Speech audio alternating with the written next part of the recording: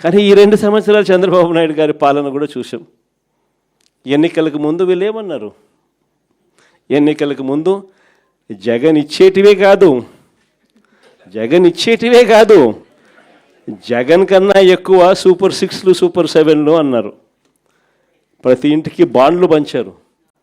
ఆ బాండ్ల మీద పవన్ కళ్యాణ్ ఫోటో, చంద్రబాబు నాయుడు గారి ఫోటో, మళ్ళీ వాళ్ళిద్దరు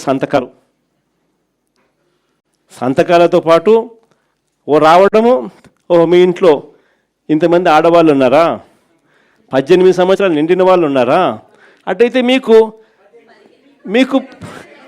నెల మీకు 1500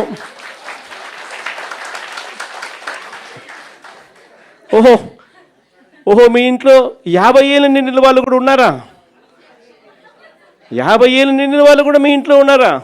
అయితే మీకు 48,000, మీకు 48,000, మీకు 48,000, నెల మీకు 4,000. అంతేనా? అయ్యో, మీ ఇంట్లో 18 ఏళ్ళు నిండిన పిల్లాడు ఉన్నాడా? 19 ఏళ్ళు నిండిన పిల్లాడు ఉన్నాడా? 20 ఏళ్ళు నిండిన పిల్లాడు ఉన్నాడా?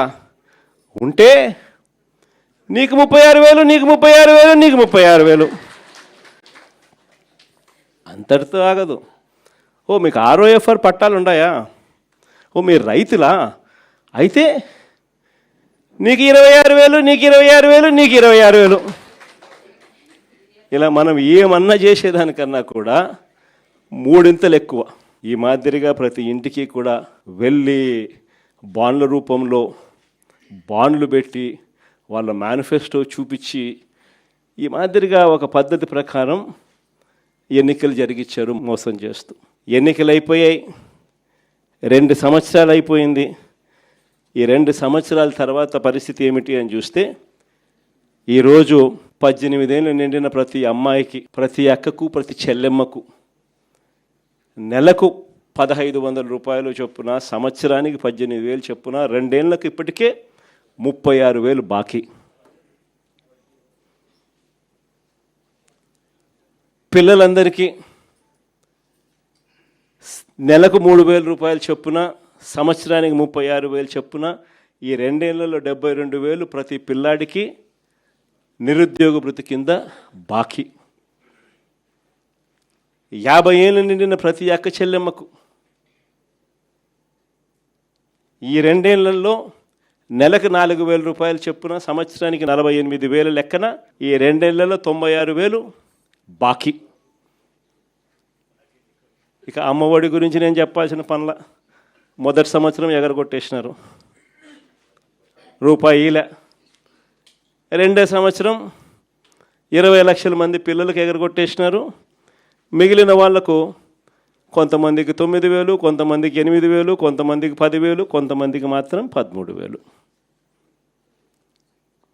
రైతు భరోసా గురించి 2 ఏళ్లలో ఇవ్వాల్సింది PM కిసాన్ కాక 20,000 ఇస్తానని చెప్పి అప్పుడు చెప్పాడు. అన్నదాత సుఖీభవ అని పేరు పెట్టాడు.